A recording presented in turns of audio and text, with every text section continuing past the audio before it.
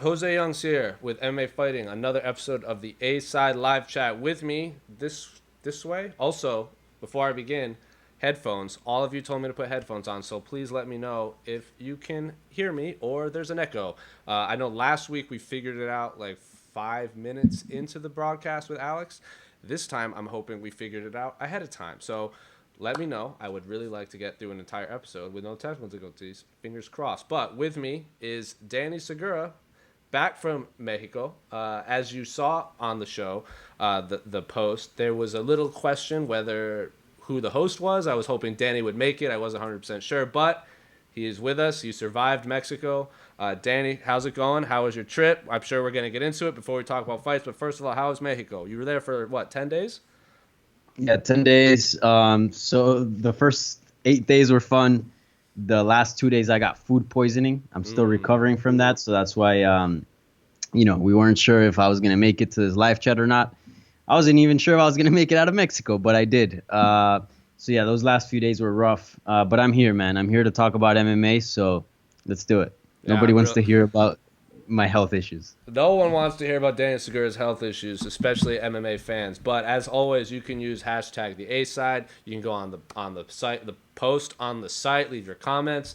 I have not looked at any of these yet, but I really wanted to get. Last week we had AK Leon. He was obviously at UFC Vancouver, so we wanted him to get his immediate reaction from UFC Vancouver. I asked Danny if he would be on for UFC Mexico. It was obviously there's a lot to talk about, especially on the main card. I'm sure we're going to have some questions, and if not, we're still going to have to talk about it. But we're going to jump right into it because this is not our show. This is your show. First question, Danny, from Grin N. Ooh, interesting question. Has nothing to do with... Also, I'm looking off to the side for people watching because I'm reading the comments on this iPad. If you were introducing someone new to MMA, what previous or upcoming fight would you recommend or suggest they watch? So very interesting question, Danny. I'm gonna say they haven't been specific, but I'm gonna say if you could pick 3 fights, past or present, like either fights coming up or fights that have already happened, to introduce someone to mixed martial arts, what are your 3 fights? That's a good one. Definitely one with no blood. I've whenever I've shown fights to people, for the first time, and it's usually a bloody mess or something crazy like that, they get freaked out. And they're like, wait, I've had people actually ask me, it's like, can't they die? I'm like, yeah, well, they're bleeding, but no, I don't, they can't really die. I mean, I don't know, something technical. If it's 3, you want a little bit of everything, right? I say you want like a good back and forth on the ground, right? Mm-hmm.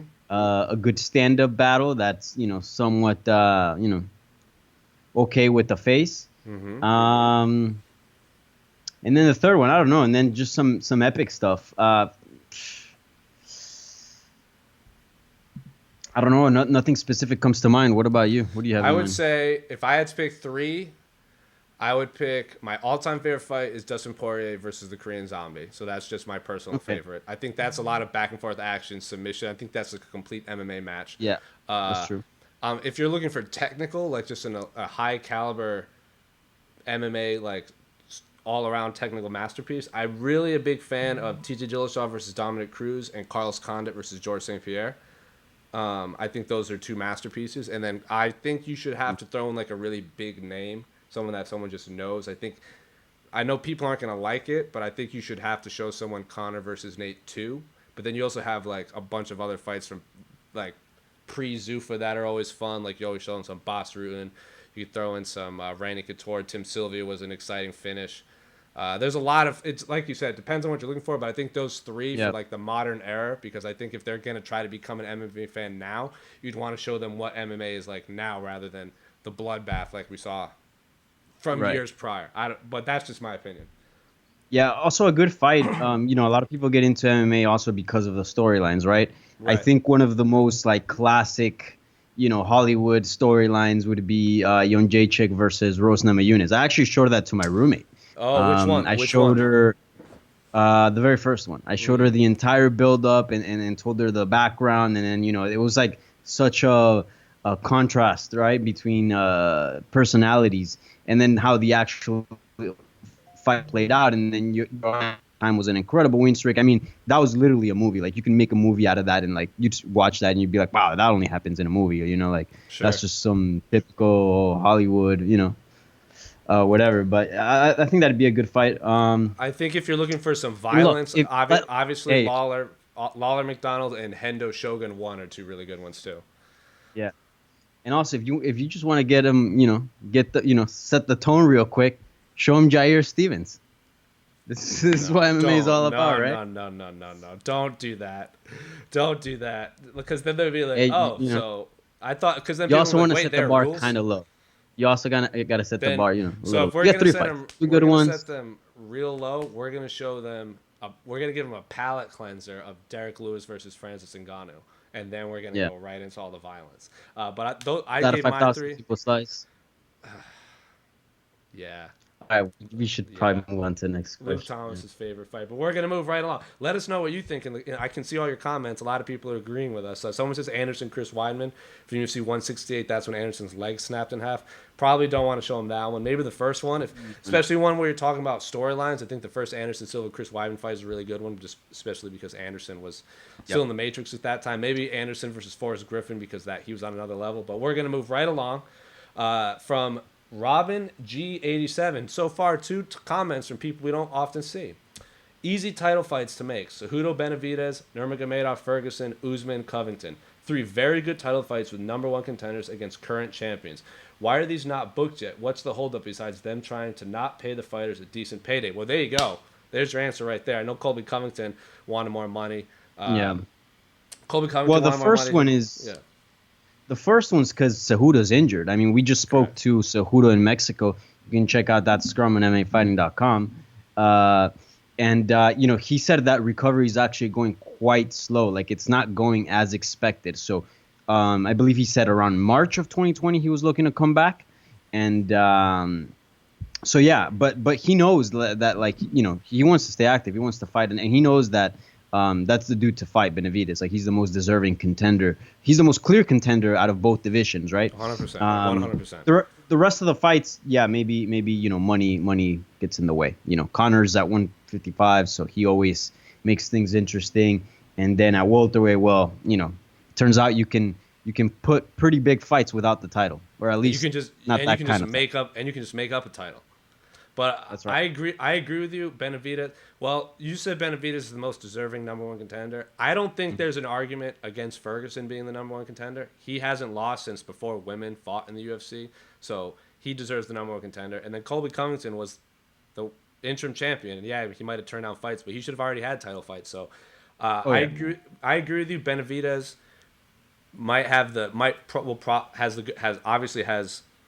obviously has the win over Cejudo, so they should run that back. But there's no argument against Ferguson, and there's not an argument against Covington right now. Obviously, we have that.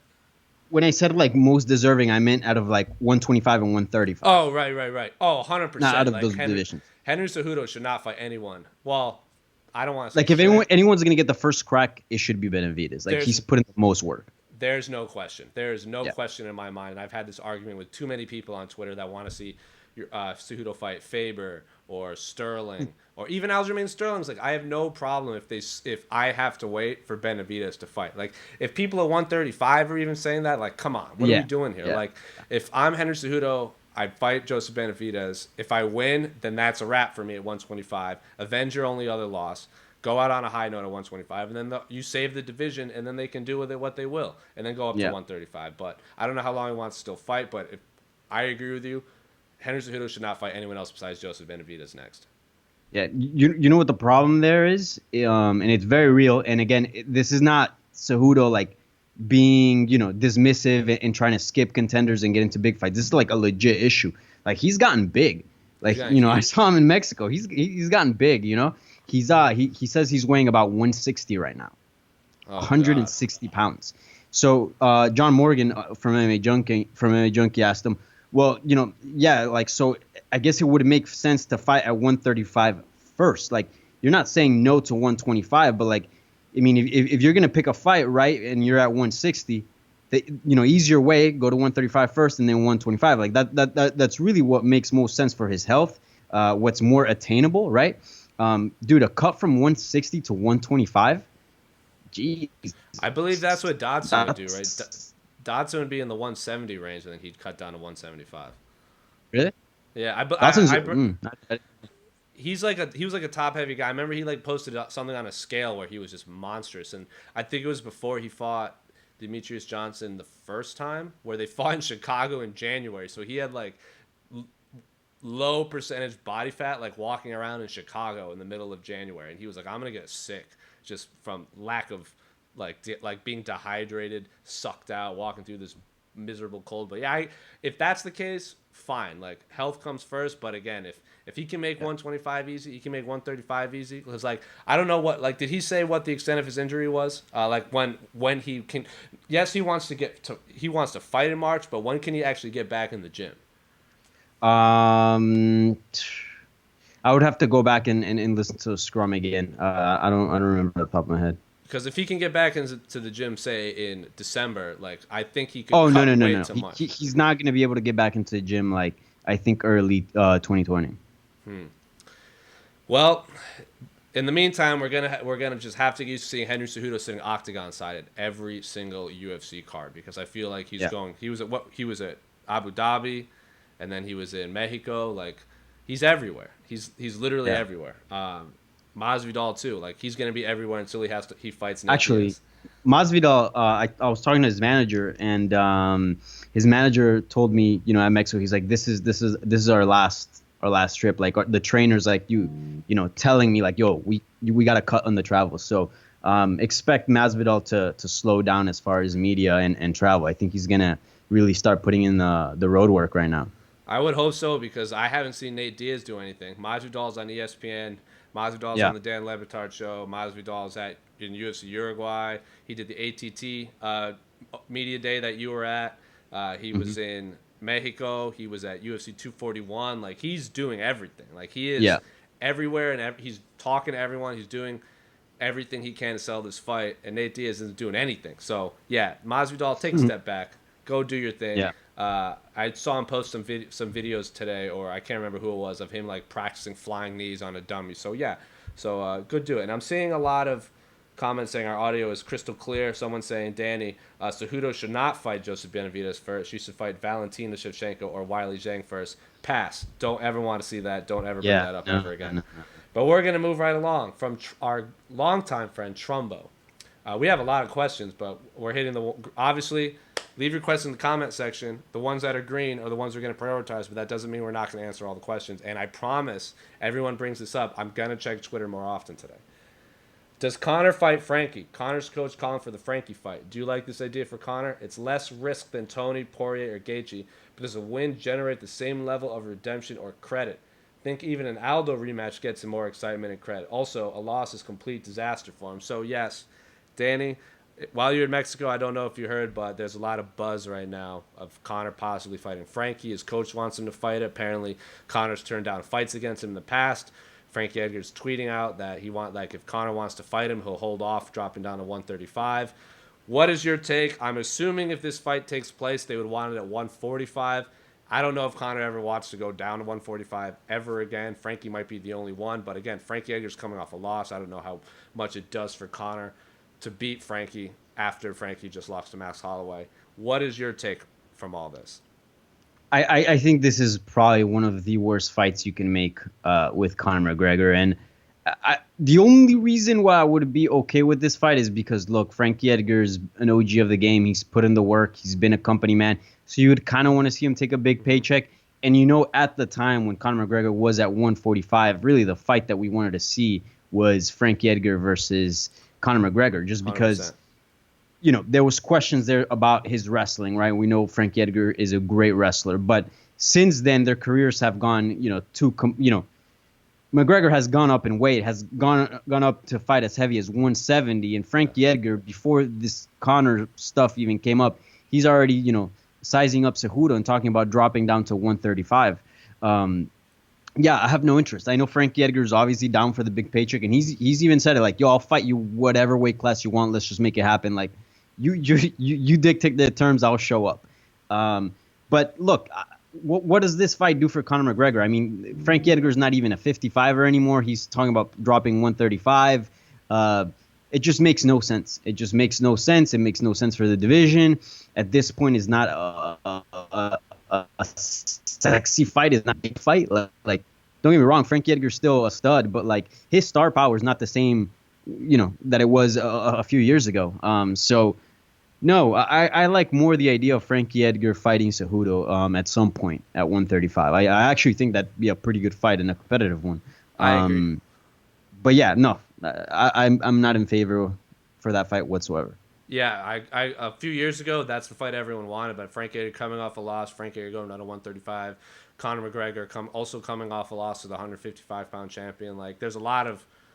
It would have been great 2 years ago. I have zero interest in seeing that right now. I think the only way it does happen is Conor has respected Frankie for a long time. He's one of the few fighters that Conor won't say anything negative about. I remember even before he fought Aldo, the UFC put out this video of like the UFC top 10 at featherweight, and Conor McGregor would like have to give like his one word answer to all of them, and he was like obviously doing his thing, just going scorched earth on every top 10 featherweight, and then someone says Frankie Edgar, and he's like, I can't say anything about Frankie. I love that guy. So I don't know if Conor fights Frankie, it's just because he respects Frankie or maybe wants a legacy fight. But again, like you said it perfectly, what does that do for Conor McGregor fighting a 135er after his last two fights are a 155 and 170? Nothing. Yeah. I don't know if Frankie wins. I honestly don't. He didn't get the doors blown off him against Max Holloway, but it was pretty one-sided. Like, it was a pretty one-sided decision, Max Holloway beating him. Before that, he beat Cub Swanson. Before that, he got knocked out by Brian Ortega. So Frank Edgar has lost 2 of 3. Conor McGregor has also lost 2 of 3, including that Floyd Mayweather fight. So not the sexiest fight in the world, but Yeah. also dumb. I think it's not the best stylistic matchup for Conor either. Also, but like Conor was gonna have such a big size advantage, like 100%. ridiculous. That at that point, like then the wrestling becomes an issue, right? Like in boxing and in striking, you can be smaller and size is not that big of an issue. But when you have to manipulate other people's weights, such as wrestling, right? When you have to deal with that, then that becomes an issue. So I don't want to see also Frankie Edgar fight in a fight where he's going to be at a huge disadvantage, not because of skill wise, just because they're literally almost 2 weight classes apart, right? Maybe 1.5, we could say. Also, this is a little like out of left field. It doesn't really align with the Conor McGregor narrative. At least Nate Diaz is out there saying like, look, I'm just here to, fight for the BMF title, and like he doesn't really care about the title, and he's just there for big fights.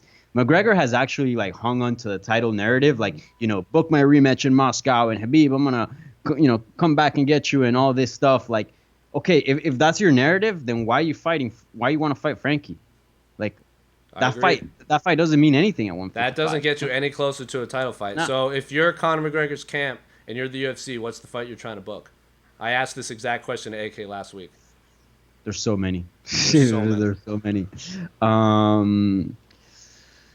That Gaethje one is kind of looking good. Not gonna lie, there's bad blood there. I think that's the worst fight for Conor to take. But it is the worst fight for him. Honestly, I think that's the fight to make. I mean, were you covering MMA, right? You were when McGregor was on his rise, right? Oh yeah, I was at the Boston card when he fought Max. I was covering it for that. Yeah. That run was so exciting as like coverage for media because it was constant. Like when he was active, that was fun. If you fight Gaethje, I mean, I don't know if I have the confidence to say you're gonna keep fighting often after that. At least not soon after. I mean, you got tough ass dudes like freaking Dustin Poirier saying like, yeah, I'm gonna leave a piece of myself in there. Like, I'm not gonna be the same human being after that fight. So no. I'd like to see Conor McGregor active, so I'd like to see him. I like that Cowboy one. I know Cowboy's coming off a loss, but like, I don't know. It's I know in a way we're like somewhat protecting Conor. So in some ways, like, yo, you got to fight the best, and if you want to get to the title, all right, then just engage. He's the guy. But at the same time, he's like, yo, you haven't fought in a while. Fight someone, someone that's a little bit of a better matchup. So you're saying you don't want him to fight Justin Gaethje because Conor would be so messed up physically after that fight, he would have to take a long break again? Maybe, yeah. Yeah, I mean, if you're gonna fight Justin Gaethje, you're gonna. It's basically being put through a wood chipper. But I want. And he doesn't need the money, so. No, he doesn't need the money. I think of all the fighters available, Justin Gaethje is without a doubt the worst stylistic match for Conor. Like elite wrestling, endless cardio, Great stand up. Like the Justin Gaethje we've seen the last few fights against Edson Barbosa, against James Vick, and against Donald Cerrone has been a very calculated Justin Yeah. Gaethje. It's like calculated violence rather than just going in guns blazing like he did against Eddie, against Poirier, against Michael Johnson. So this Justin Gaethje is terrifying. I think I was talking with someone this past weekend, I can't remember who, and it was like the last 3 fights combined with Justin Gaethje, he's maybe absorbed like 40 strikes combined between Vic, Barbosa, and Cowboy Cerrone, or maybe even less. And he absorbed more than 40 in both rounds against Michael Johnson. Like in 2 rounds, he has more. Like he's absorbed more strikes in his last 3 fights combined. So this is a completely different Justin Gaethje than we've seen. And I think this Justin Gaethje right now is the worst. But I like the Donald Cerrone one. They're both coming off losses. They've been kind of circling each other for a long time. I think that's Cowboy is one of those few fighters, I think, that his fan base is big enough that Conor will actually have some boos go his way. I think Khabib's up there. Yeah. Nate's obviously way up there. But I think Justin Gaethje is going to get booed a lot when he fights Conor. But I think Cowboy Cerrone has that fan base that will match Conor's fan base. Yeah. Dustin Poirier is also a good option. Wouldn't mind seeing that rematch. And look, we have a big fight coming up at UFC 244, Nate Diaz versus Jorge Masvidal. The winner, I mean, I don't know. I don't want to see Maybe. that, man. I mean, I'll see the third Nate fight because I think every trilogy should end up. I'm still really disappointed we haven't seen Shogun Machida 3, and we probably never will. But Nate Conor has to happen. I know John Kavanaugh. Every time someone asks him, who do you want to see him fight next? Until recently when we started saying Frankie Edgar, like he kept saying the third Nate fight is the only fight I want right now. Like that fight will get me excited. I think Nate, the UFC did a poll and they said Nate Conor 2 is the greatest fight in the history of the UFC. I don't necessarily agree with that, but It's pretty good. I know it's pretty good. I don't think it's the greatest fight of all time. No. But that fight has to happen. I mean, whether it's for the BMF title or if there's no title, I don't really care. That fight has to happen eventually. But if Nate beats Jorge Masvidal, Nate's probably a bigger star right now, especially because if The Rock does put the BMF title around Nate Diaz's waist, is Nate Diaz a bigger star in MMA than Conor McGregor right now?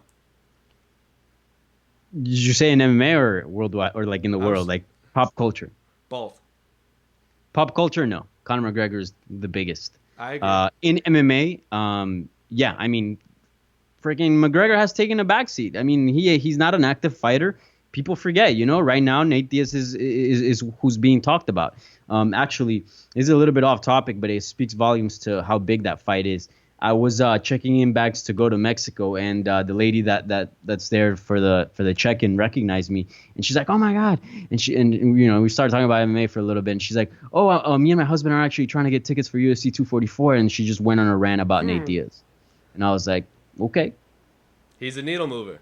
If you would have asked me, he's been a needle mover. I was backstage for UFC when it was here in Phoenix. And when Crone fought Alex Caceres, and Nate was obviously backstage because he was in Crone's corner, and Dana did like some media, and one of the questions was someone was giving him what are the chances of this happening? What are the chances of this happening? And he said, what are the chances we see Nate Diaz return? And he's just 0%. And then Nate Diaz happened to be walking by, and then someone was like, Nate, when are you returning? He goes, I don't know, ask that guy, and he pointed at Dana White. So if you would have asked me 12 months ago, so September 2018, Jorge Masvidal still is getting ready to fight. He hasn't fought since the Wonder Boy fight, and Nate Diaz hasn't fought since Conor, and now they're fighting for a fake belt that they just made, and The Rock might wrap it around their waist, and people in TSA are stopping you to talk about this fight. This is the strangest timeline I've ever experienced in mixed martial arts history. Yeah, and I love everything about it. That's fun. But we're going to move right along. We're going to talk some Bellator. We have to.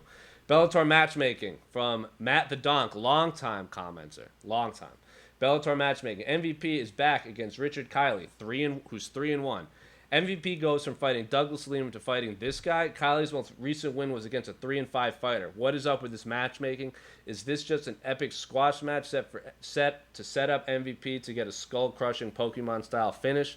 I would think most U.S. commissions would have serious questions about matching up a 14-1 fighter against a 3-1 fighter. So yes, Danny, we cannot forget there's 2 Bellator cards this week. Yes, there's the Bellator Big Featherweight Grand Prix, but there's also Bellator Dublin. James Gallagher's on the card. Michael Venom Page returns. I was ringside for when he fought Douglas Lima. That was a terrifying fight. Like I thought Michael Venom Page was dead when he got just decapitated by that hook. Yeah. But he was looking good in that fight up until then. But what do you make of this matchup? I know Kylie's doing a real good job of selling the fight. I don't know if you watched when our own Pete Carroll was there for the press conference. Like they were going at it back and forth the whole time. They were great. A lot of great banter. Great banter does not always lead to great fight. What do you make of this matchmaking? So yeah, the matchmaking, if you just look at the record solely, it is extremely suspect, right? But I'll say this. Mr. Richard has done a great job at selling the fight. Like 100%. The banter and the back and forth has been fun. And I think, I don't know, man. I mean, I think, I don't know. I'm kind of enjoying it. I'm kind of into it. I don't know if that's weird. I'll like, watch MVP fight anybody.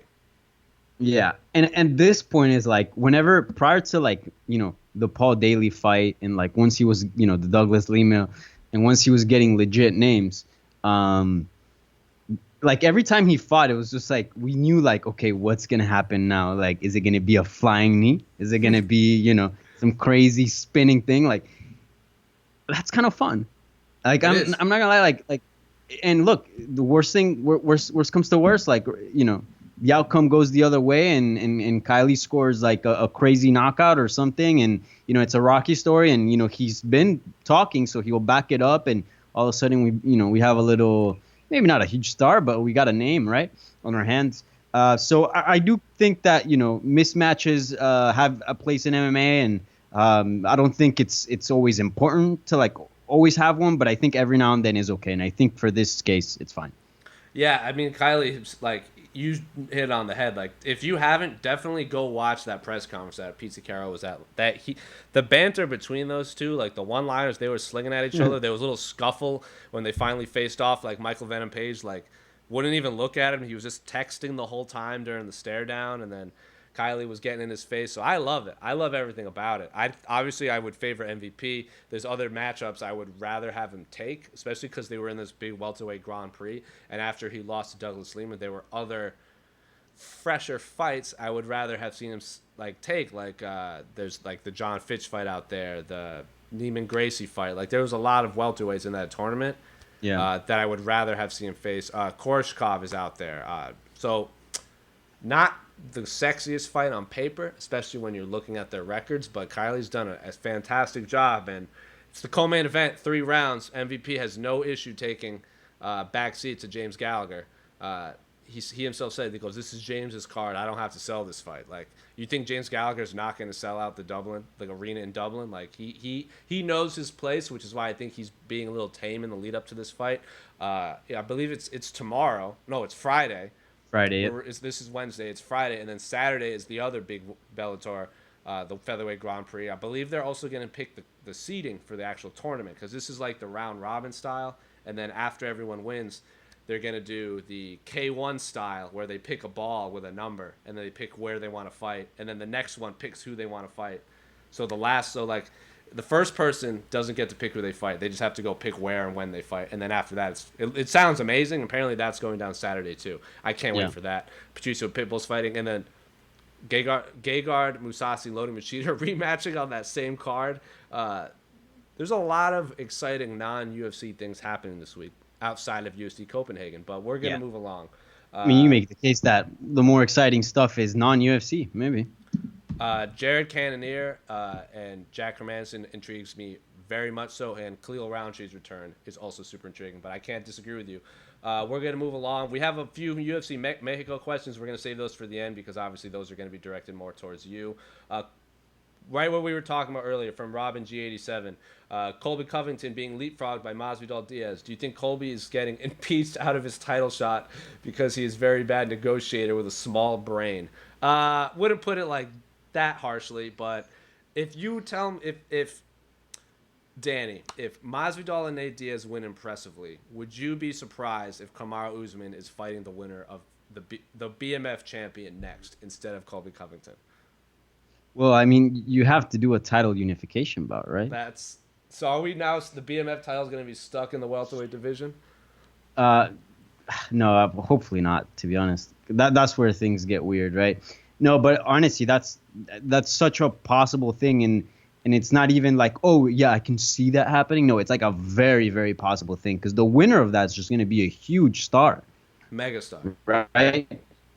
I don't think most of the fans would have an issue with having Colby getting skipped over, not because he doesn't deserve it, just because it's Colby. You know what I'm saying? If it was another, say like a Tony Ferguson, more of a likable figure, I think people then would kind of throw their hands up and go out there and tweet something to Dana White or something like that. But even then, yeah, the winner there is going to be a huge star, and I think could very well skip Colby Covington. Yeah. And it would Plus, be the we bigger know fight. already that the UFC tried to book Usman versus Masvidal. Jorge Masvidal. They had Yeah. no issue skipping Colby.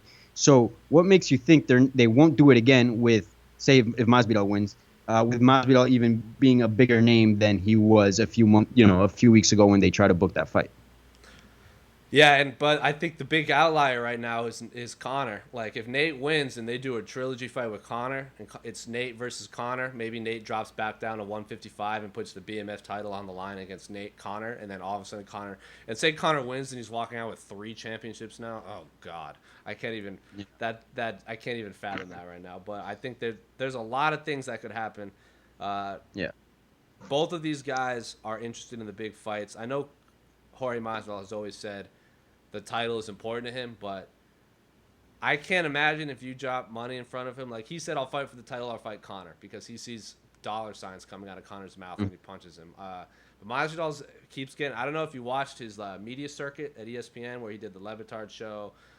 He was on Ariel's show. He was even at the press conference and stuff. People would ask him like, "When are you gonna fight? Are you gonna fight Connor next? You're gonna fight Connor next?" And he's like, "Dana said I'm not, so I'm not even worried about that guy." So Yeah. I think that's a little rope-a-dope. I think he's just trying to not talk about Connor because obviously if he wins, you think he's gonna say no to Conor McGregor. I think that's foolish. But did you get to watch that press conference from New York? I did. Yeah. Yeah. What'd Yeah. you make of that? That was Mexico. nonsense, was it not? Yeah, it sucked.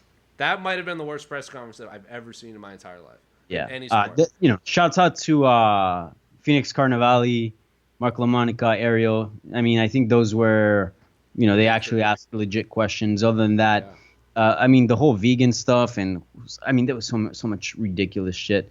But it's also, look, it's the UFC's job to filter this out, right? Because like, if you open, right, if you just open it, if you just open the floor for anybody to apply, like you're gonna get a bunch of people to apply, and it's the UFC's job to filter. It's the UFC's job to hand out the mic, right? So I don't know. I mean, I think it was a little bit of both sides. It was rough, man. I was watching it and I was waiting. Like I saw Phoenix stand up, and then there was like some issues with the microphone. So like she asked a really good question, and there might have been some lost in translation, but that was rough. I mean, and then you were at. I believe you were. Did he say it in the Mexico card when someone asked him?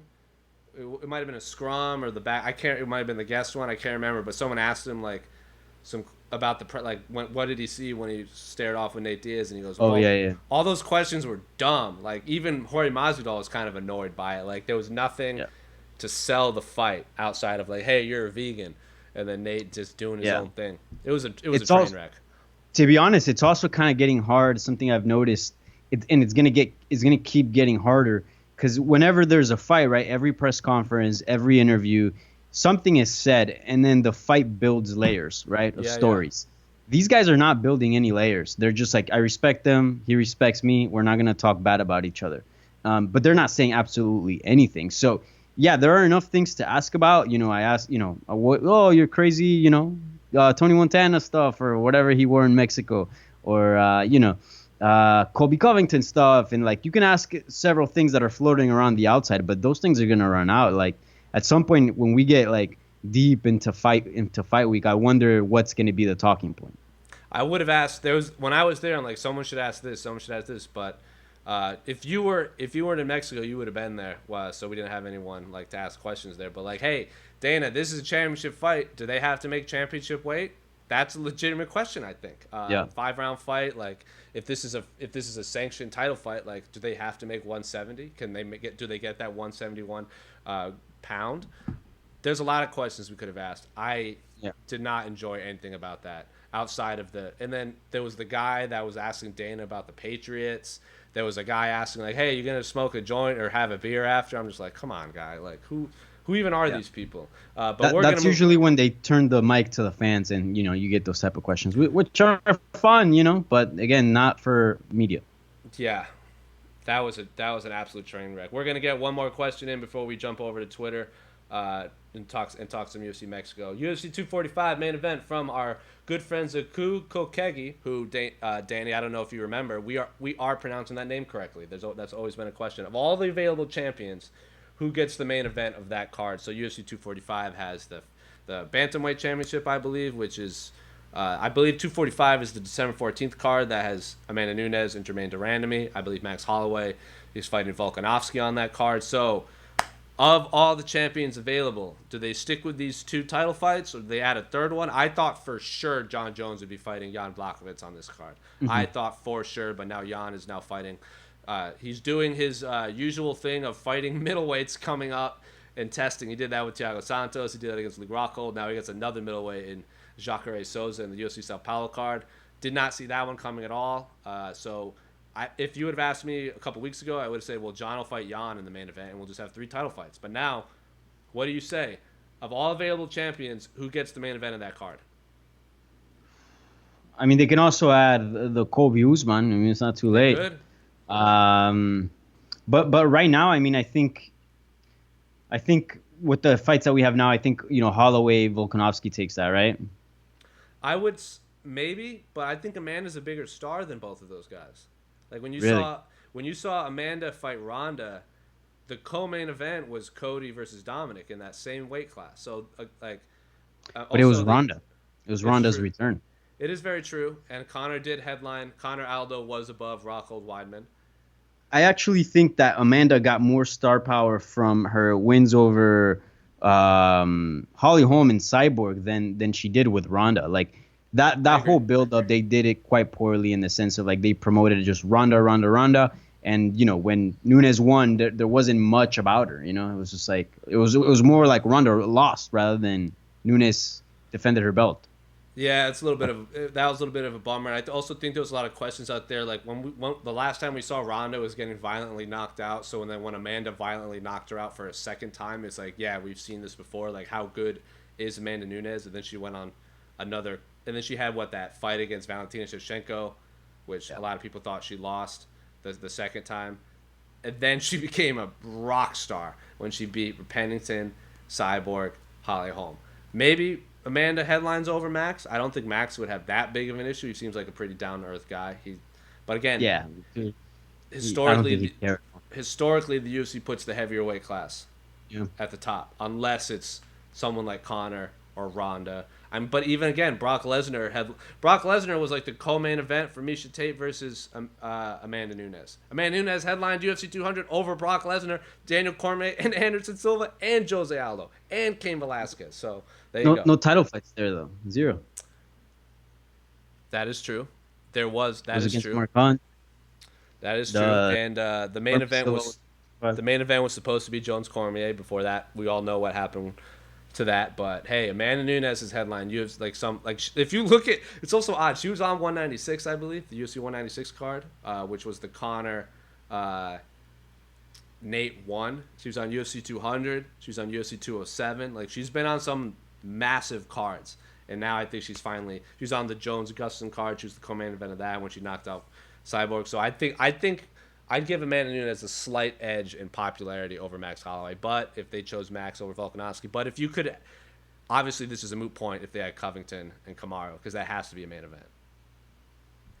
Yeah. But we're gonna move along. Oh, question from Lodovic. So Danny, this one's for you, I would imagine. Yair versus Stevens. What happened? What was Yair thinking? How did the crowd turn so hostile? What's next for the two fighters? So, Danny, you were there. We can answer these questions, but I think this is a good segue into what was the atmosphere like in Mexico during that card, because I was watching it with Casey. me and Case were watching, and I was Sean Al-Shadi, our coworker, was watching, and there was a lot of things that we were seeing on TV. Later on, we would see all the stuff being thrown from, but those are those are fan footage, or there was like the camera on Brandon Fitzgerald and Michael Bisping that they later put out, and Brandon Fitzgerald's like, I'm gonna hide under the table, and he was hiding under the table while people were throwing beer, and Michael Bisping was standing up like shadow boxing at the crowd. What was the atmosphere like in that crazy arena? Yeah, well, I was in the media room, but I could hear. So the arena at some points was louder than the actual speakers in the room, so I could hear. And I remember when all that was going on, like I saw security run run by the door, and I heard the crowd was even throwing coins, and the Oh Mexican God. pesos are kind of heavy. So yeah, I mean, there's different sizes, but anyways, yeah, it was intense, and I think it's a lot of it is like culturally, like that's how it's very passionate. It's a very passionate crowd. Like the night before, I went to a wrestling show at Arena Mexico, right? There's a very old arena for a wrestling show, and like yeah, like people get into it. They were yelling at the wrestlers, and that's just kind of part of it. I think a big reason why they were so upset was, it was the coming event was over. It was a fantastic fight, so everybody was super edgy and on their feet and all riled up. And then, it was a bit of a suspect decision. A lot of people thought Alexa Grasso won, although you could make a case that it was also like for Esparza. So on top of that, so they were disappointed with that, and then they expected a war between Stevens and Jeremy. They got 15 seconds of nothing. And yeah, it was just, again, worst case scenario after worst case scenario after worst case scenario, and then we saw what happened. But yeah, it was not a pretty sight. What was the atmosphere backstage when all the fighters got back there? Especially like, because you obviously didn't get to talk to Jeremy Stevens, but we saw Yeah. Yair through your footage. But what was it like when he actually walked through and they were the fighters' camps are everywhere? Right. So when Yair came in, so the way the media room was working was the only English outlets there were myself, MMAfighting.com, and John Morgan, MMA Junkie. Everybody else was from Mexico. So Claro Sports, Yeah. Fox Deportes, ESPN en Español, Indiscutido, a bunch. Um, so the way we were doing it was that we were, in order not to get a mixed bag of questions, and then you'd have to cut and edit all this. Either the Hispanic outlets would go first, and then the English, or vice versa. So Jair actually went to talk in Spanish first. So that whole thing I didn't record because we were gonna get an English one first, and there was actually some things that were said that weren't said in the English version.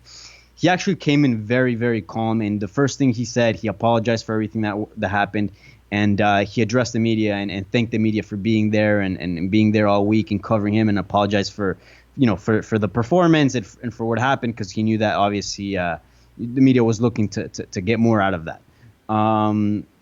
But his demeanor was almost as if someone that knew that they were responsible for that card, right? Obviously headlining it and in many ways carrying it, and he needed to kind of put up a face and it was almost very PR like it was like he felt responsible for the card. And I thought in a way that was kind of nice, something that the English viewers got robbed from, and I think maybe it would have changed a lot of people's minds if they would have seen that. And I mean, you can see that from the coverage of the Hispanic sites. Yeah. But if you only watch the English ones, you missed out. But he was very collected at that point. I think it was only in the octagon when he was like super hot.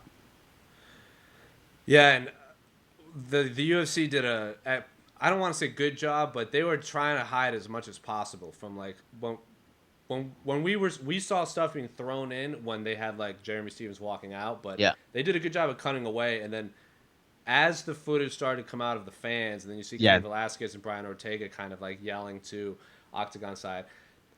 I'm not like I've been to soccer games or football games in Mexico. Like I've seen the Mexico El Tre play the U.S. national team, and that obviously gets shockingly hostile. Like I went twice. I went with a bunch of people from the United States, so I walked in through the entrance where the U.S. fans have to, and people throw like urine at you. Yeah. They're throwing urine and coins and beer and everything. But then I've also entered with like my Mexican family, and it's obviously just a big celebration. So I wasn't surprised that that's how it reacted, because I've seen that firsthand with how Mexican fans can be, especially Yeah.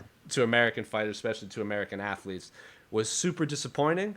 But to answer more of this question, what is next for these two fighters? I think the only answer is the rematch, because right now the rematch is a bigger deal than ever before. Yeah, I agree. And I didn't feel this way as soon as the fight was over. I didn't feel this way like a day removed. I felt this way as soon as we started seeing, the footage come out of the hotel, right, and all this, and then, Jeremy Stevens weighing in, Yair weighing in, because the whole lead up to the fight, Yair was like, okay, yeah, I'm fighting Jeremy Stevens, but he wanted somebody higher. He wasn't okay with that opponent. So when that fight was over, it's like, okay, it's over. Like, I want somebody else, So he wasn't too stoked to fight Jeremy Stevens in the first place. So I kind of thought like, okay. And then, the way some fans were reacting about Jeremy Stevens, I guess, decision to not continue fighting, which I think is kind of ridiculous. I just kind of thought the whole thing was a bit of a dud. But then after seeing what happened at the hotel and all that, I think this fight is even bigger. I think you have to book it, just not in Mexico. Yeah, they're not going back to Mexico anytime soon. Not in Mexico. What did you think of Yair's comments, though, saying, like, Jeremy Stevens will have to live with this for the rest of his life? Like, I fought when my eye was closed against Frankie Edgar. Like, from my... I'm seeing a lot of hate on Yair's... his reaction to it. Like, him yelling at Michael Bisping, him saying, like I said, like, him confronting Jeremy Stevens. Jeremy Stevens like, bro, you poked me in the eye. And he's like, you have to live with this the rest of your life. Like, I'll give you the benefit of the doubt, but I fought Frank Yeager with one eye, this and that. Were you disappointed in those comments? It's weird because right after the fight, like, you got to keep in mind, like, us in the media, we're sitting in nice, comfortable chairs in a nice, comfortable environment. We're looking at different angles and replays. We got a nice sound system. So we're kind of getting a good look of everything, right? Whereas Yair, right after the fight, when he reacted to all that in the scrum, the only thing he'd seen was being in the octagon, right, looking up at the big screen, but you also got a million distractions, the commission checking up on you. Even if it was a 15-second fight, the commission has to check to see if you're okay always. Your corner's talking to you. The whole crowd was going crazy, right? There's so many things. So I don't think he actually got to analyze exactly what happened, right? Also, he also has a different angle that we don't have and that we will never have. He saw what happened. He saw how far his fingers went into Jeremy Stevens' eyes. He saw, maybe he thought, it wasn't that bad. I don't know. Again, that's only Yair knows that. But what I will have to say is, Jeremy Stevens has been fighting in the UFC for how long?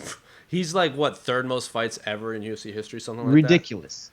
He's never backed out of a fight. This guy enjoys violence. He's a dog. He is one of the very, very few fighters left of that old school era that's just like down to fight anybody, anywhere, literally, right? He spent $30,000, for that camp. He went out there in Mexico early.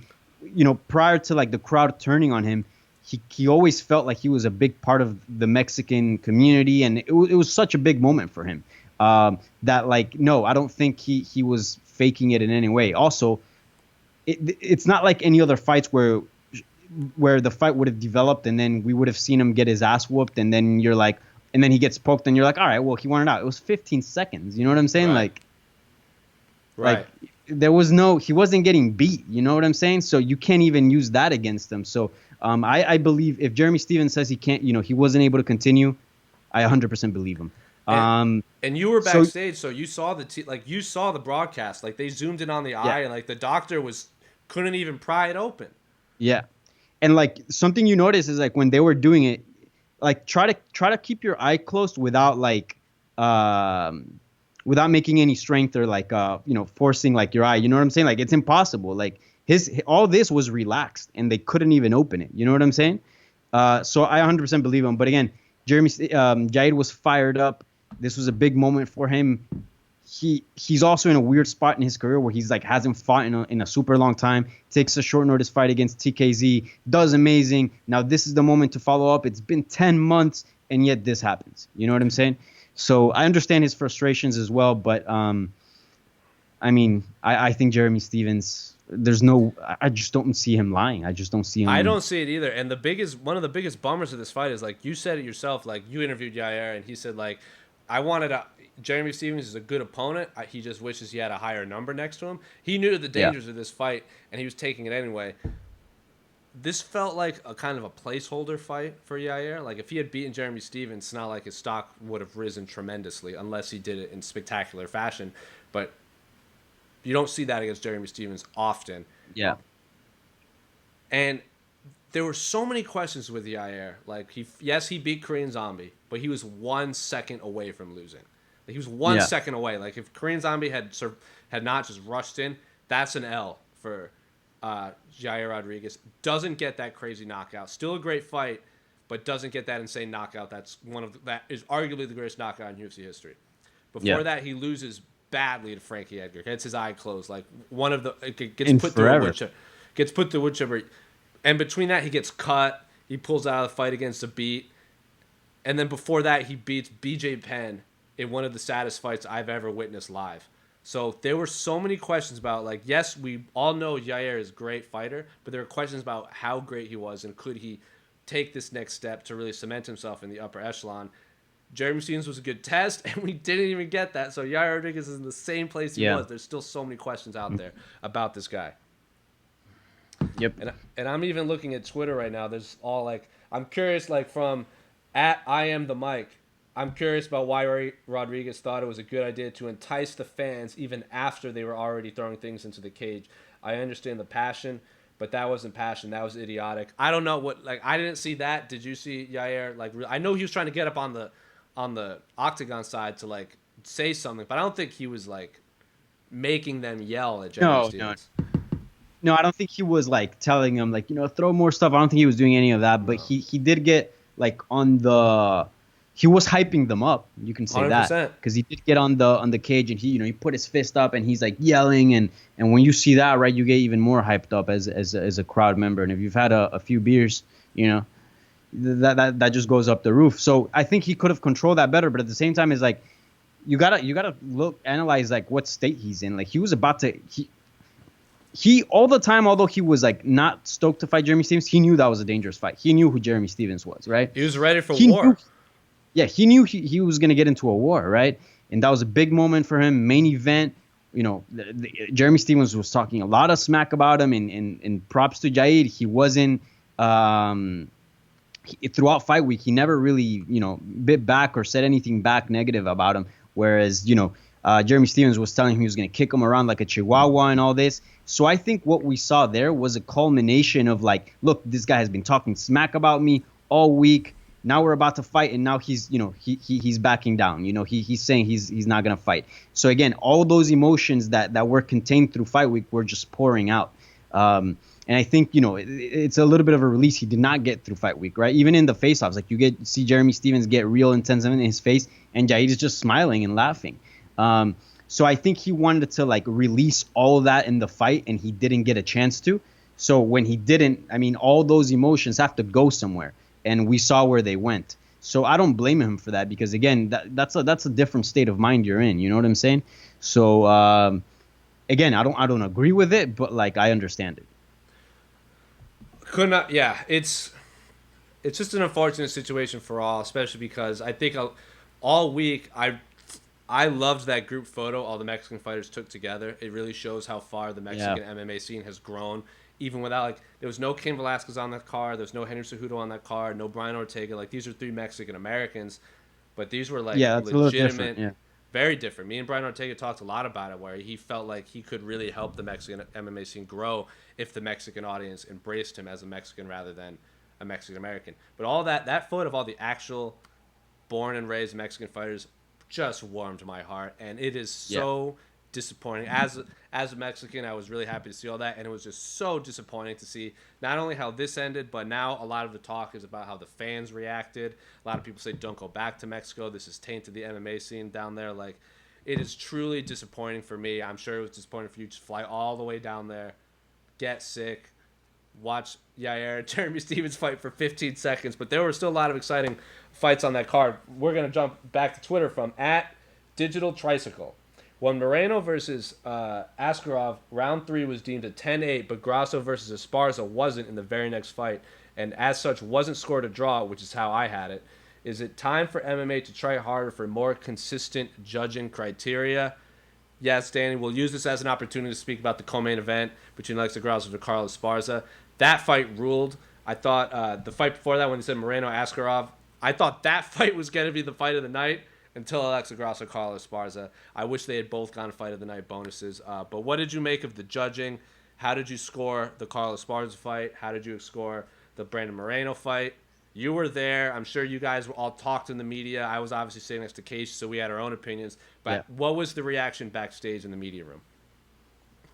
So we're all working, so we're all watching the fights. That's why, like, whenever you see me like post a score on my Twitter timeline, it's because I watched the entire fight. Right. If I don't watch the entire fight, if I missed a minute or 30 seconds of a round because I'm working, I'm not gonna judge on it. Even if like I hear the commentary and I kind of know how it's going, that I'm just not gonna share my thoughts on that. So I'm kind of gonna treat this the same way. Like I have, because I've been so sick, I haven't gone back and watched the entire fight.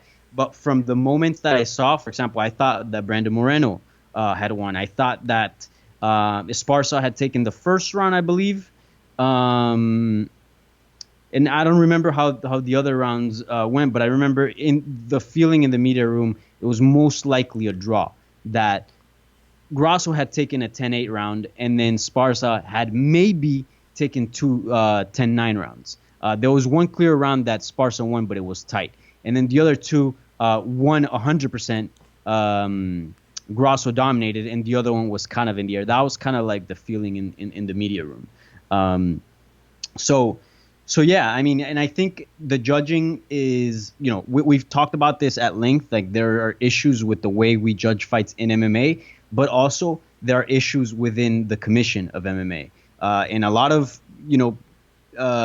media outlets were talking about this, about the commission. Like there are, certain things that, happened at the weigh-ins as well. And there are some other things that the commission has to get right. But a lot of that is because there's not a whole lot of MMA in Mexico. So these commissions don't get to, get reps in, so they are going to get things wrong. But yeah, I think it's a little bit of combination of a flawed system plus a commission that's not 100%, trained.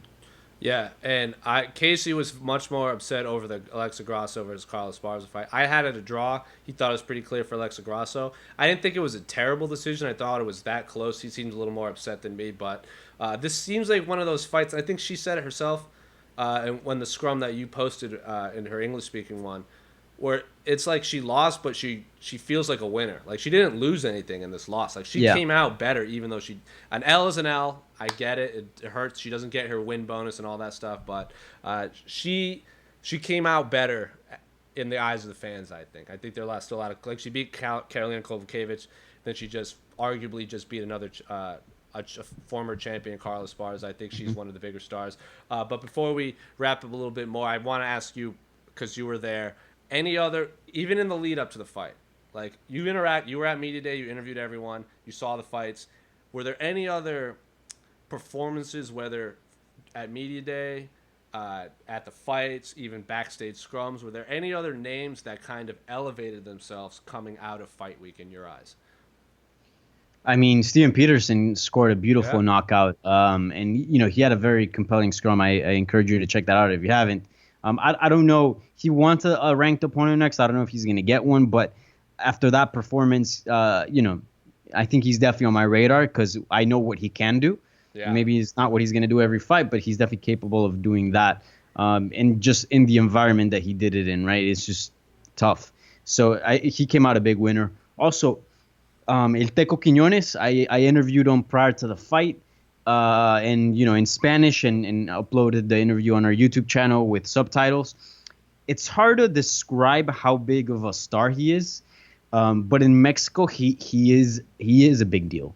And Rodrigo from Indiscutido said this. The Mexican the Mexicans there connect with him better than any other fighter. He's Really? doing, yeah, he's doing, for example, he's starting like social programs to help kids with this thing he called La Malilla, and he's trying to develop that as well.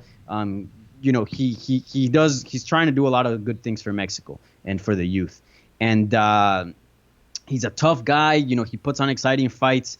He's got, his whole look with the mustache and everything. He just looks very cool. It sucks that he doesn't speak any English, so that doesn't cross over to the U.S. fan base. But in Mexico, like out of all the fighters, he's well known and he's a big deal. And he was I think on a 4-3 fight win streak.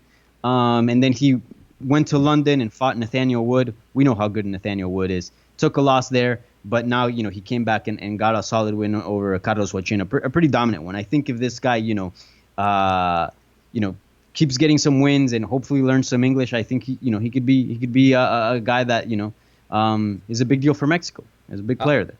Aldana blew me away too. I watched the replays of that question mark kick she landed on what was her name, Vanessa right. Mello, Yeah. over and over and over. That was, if she had gotten that knockout, I think she would have been the biggest star because that was a flawless performance against an opponent. Yeah. Short notice opponent, came in overweight because of she missed weight, but I think she completely blew me away. I don't know what's next for her. She wants like a ranked opponent. I think Top 5, yeah. Kunitskaya, I think, is the only other one that I think they're like 7-8 right there. I think everyone in the top 5 is either booked, just fought, or is injured or whatever. I think Kunitskaya is a good matchup for her. I think they're like ranked like really like one's above the other. I think they're right there. I think it's a good matchup, but she completely blew me away. But yeah, all around. And also, she's so exciting. Like every single fight she's been in the UFC is exciting. Like that's a good fighter to have in your division. Somebody that you can rely on for exciting fights. Yeah, and speaks perfect Spanish, spoke English. It was good English. Good English, like not the best English, but good enough. I think she kind of has that charm of like when Khabib speaks English, it kind of, the fact that he can't speak perfect English kind of makes him intriguing and like you want to learn more about this guy. But we're running up on time, so as usual, Danny, the floor is yours for any promo. I know you talked a lot about you in Mexico. You're back in the States. We got a lot of fight cards coming up this week, so we haven't talked anything about UFC Copenhagen. Whatever you want to talk about, though, the floor is yours. This is not really much of a promo, but more of a PSA. So I got a lot of hate. So we posted a scrum on MMAfighting.com on our YouTube channel of Jorge Masvidal, who answered some questions in English and then refused to keep answering anymore and did the entire scrum basically in Spanish. I love it. And the responses that I got were ridiculous. Where like, what are you talking about? This is the UFC, American company. Here you speak English. All this, a bunch of nonsense, right? I don't know. Me growing up, all the time that I heard either people telling my parents or my brother, myself, or my friends, "You're in America, speak English." And although that's kind of harsh, okay, we're in America. But guess what? Jorge Masvidal is in Mexico. There was only two American media outlets there. There was like 10 of them that were Hispanic. So there is absolutely nothing wrong with Jorge Masvidal deciding to speak Spanish at a scrum, especially when he's in a country that speaks Spanish with the majority of media outlets that are there covering it that only speak Spanish and that are covering it in Spanish. So if we put subtitles on it. So you guys can definitely get everything that he's saying. You know what I'm saying? It's not like you're missing out. So don't complain about that. It's like telling Zhang Weili not to speak, Mandarin, or you know what I'm saying? Like it's like the most ridiculous thing in the world. So not really of a promo, but I kind of just wanted to say like, yo, like chill out. Like Jorge Masvidal is completely in his right to speak Spanish if he wants to. Yeah, and everything Especially he said was pretty much what he had been saying already. Like when you interviewed him in English at ATT before the Nate Diaz fight, and then him getting interviewed at UFC 241, him at the press conference and all that stuff. So, yeah, couldn't have said it any better than myself. I wish you had gone last because that's a way better way of what I'm going to end on. I'm going to end on real quickly before Israel Adesanya fought Kelvin Gastelum. I did this thing on Twitter where I broke down his favorite anime fight, and you guys all loved it. You guys are asking me to do it again, so you tell me which fight I should do this time. you can just tweet at me at José Youngs, or you can just make Danny tell me to do it at Danny Segura TV. Correct? You're over here. Mm-hmm. So you tell me, because a lot of you guys are asking me to do it again now that Israel Adesanya's fight.